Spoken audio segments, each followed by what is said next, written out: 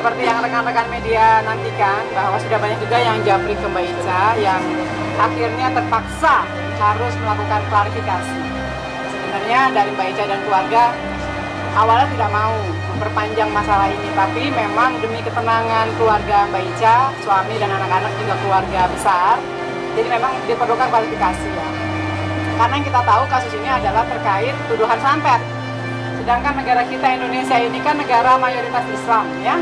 Jadi santet itu suatu hal yang tidak dibenarkan dalam Islam juga. Apalagi kita tahu keluarga Mbak Ica adalah keluarga muslim yang tahulah posisi bahwa santet itu sebenarnya haram dan memang tidak boleh gitu.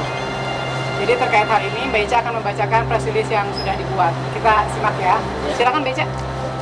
Oke, bismillahirrahmanirrahim. Assalamualaikum warahmatullahi wabarakatuh. Pertama-tama saya ingin mengucapkan turut berduka cita yang sedalam-dalamnya untuk almarhumah Stevi Agnesia. Semoga husnul khatimah dan keluarga yang ditinggalkan diberi ketabahan dan juga kesabaran oleh Allah Subhanahu wa taala.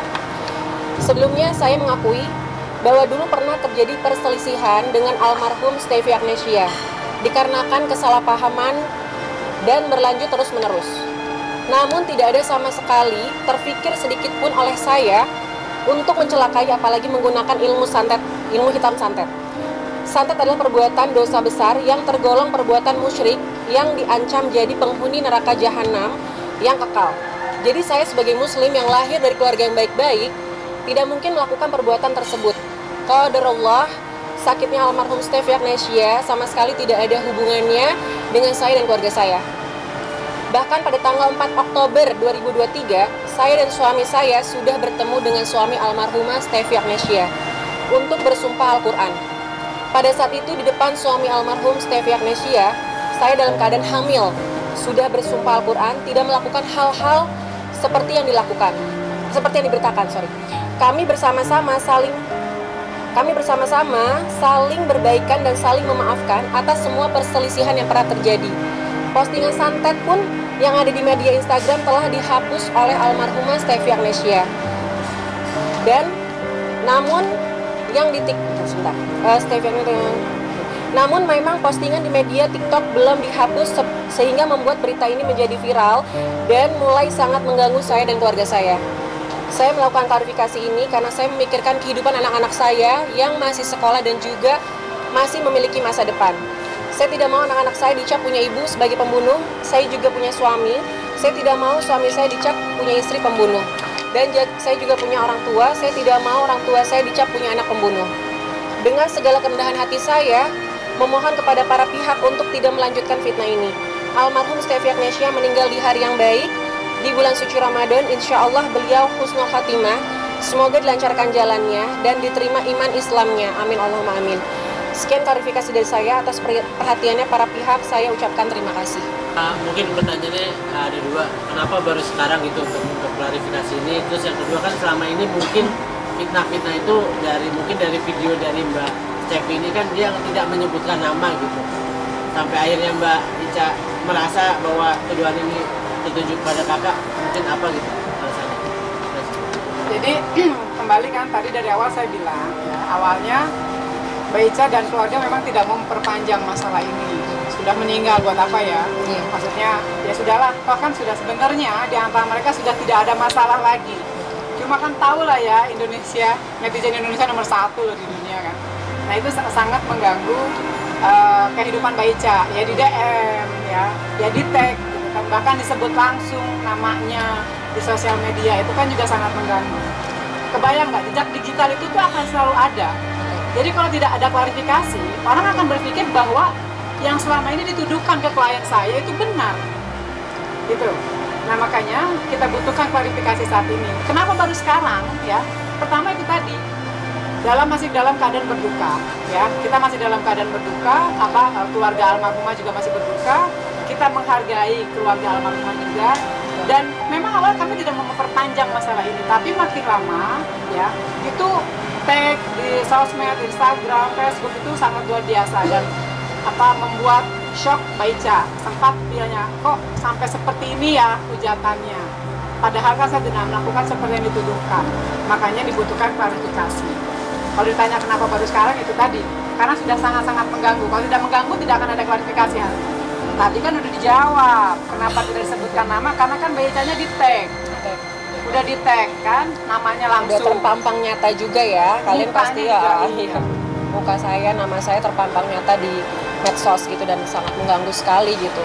Karena memang dari tahun lalu saya sudah bersumpah di depan suami almarhum gitu. Pada tanggal 5 Oktober ya sayang ya? 4 Oktober. 4 Oktober kita sudah bertemu, saya sudah sumpah Al-Quran. Di saat itu saya sebelum lahiran, pada saat hamil 8 bulan, mau jalan 9 bulan ya. Gitu. Saya sudah bersumpah Al-Quran pada saat itu.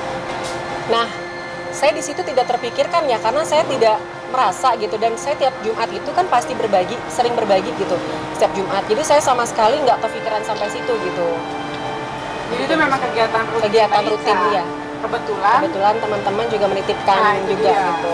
Jadi memang bukan cuma Mbak Ica, memang dari awal memang donasi sudah Donasi sudah ya. iya. Jadi itu memang kegiatan rutin. Jadi kalau dibilang wah Mbak Ica sampai Jumat berkah gara-gara itu meninggal gitu kan, Iya. nggak seperti itu gitu. Ya, jadi itu memang kegiatan rutin Mbak Ica yang kebetulan ya at that time itu almarhumah nggak ada. Jadi itu sekali lagi tidak ada maksud apapun, itu memang hanya kegiatan rutin. Terjadi kesalahpahaman yang terus menerus. Untuk masalah yang lalu-lalu, yang sudah berlalu, saya tidak mau membahas lagi karena juga orangnya sudah tidak ada gitu. Kayaknya saya tidak mau lagi membahas. Intinya pernah ada permasalahan di antara dua sahabat, itu aja. Setiap orang juga pasti punya masalah. Saya punya masalah dengan sahabat saya, kemudian akhirnya baikan lagi, kan itu hal yang lumrah ya. Itu aja sih. Aduh. Suami saya sampai geleng-geleng loh, ya Allah sayang, ini berita kamu digoreng-goreng, kenal aja enggak gitu loh sama almarhum Olga, terus Jupe juga, Jupe ya.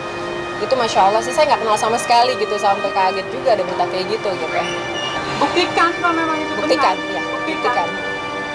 Saya kalau siap sampai dibuktikan. nyebut 10 itu kan luar biasa. Sudah pernah juga ya sayang ya, kita berbicara ya, maksudnya dibuktikan aja gitu. Dibuktikan. Banyak bener ya, jangan keterlaluan lah gitu kan. Biasa kan punya anak kecil juga gitu. punya orang tua, Ya, punya mungkin suami kan, keluarga ya. Ini kan efeknya cuma bukan ke Beca aja, tapi ini efek dominonya tuh kemana-mana. Jadi tolong ya kepada para pihak ya, sudahlah, jangan didramatisir lagi, jangan diperpanjang masalah ini. Kalau sebenarnya hubungan Beca dengan almarhumah itu sudah baik-baik saja ya. Sebelum meninggal. Sebelum almarhumah meninggal itu hubungan sudah baik-baik saja, saya tegaskan. Sudah saling ya. memaafkan. Sejak Oktober 2023 hubungan mereka sudah baik-baik saja. Ya, dengan suaminya, bahkan yang almarhumah juga sudah baik-baik saja. Iya. Hal ini terjadi kenapa? Karena itu tadi ya, ada postingan yang didramatisir lah, TikToknya TikTok kan muncul. belum dihapus. Belum dihapus, Di jadi Instagram sudah dihapus. nah, jadi muncul lagi berita-berita yang seperti itu. Tolong dihentikan. Sudah cukup ya, sudah keterlaluan.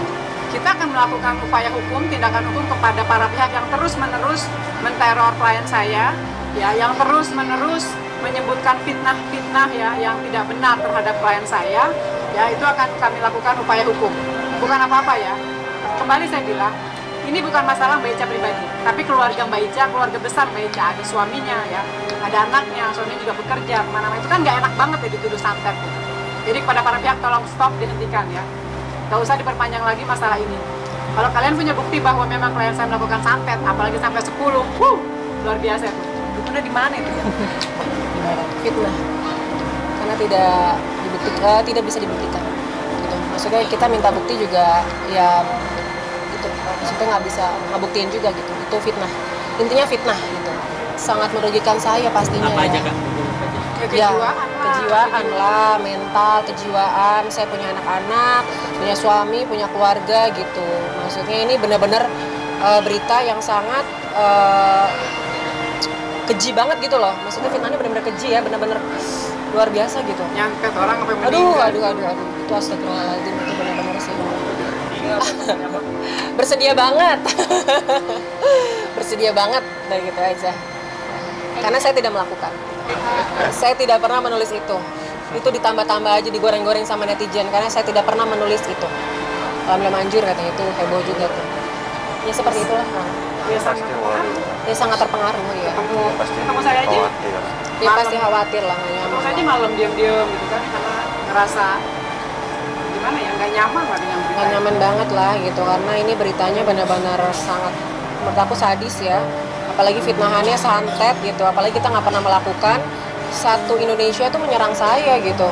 Nggak nyaman banget saya, benar-benar nggak nyaman, karena saya tidak pernah melakukan itu gitu.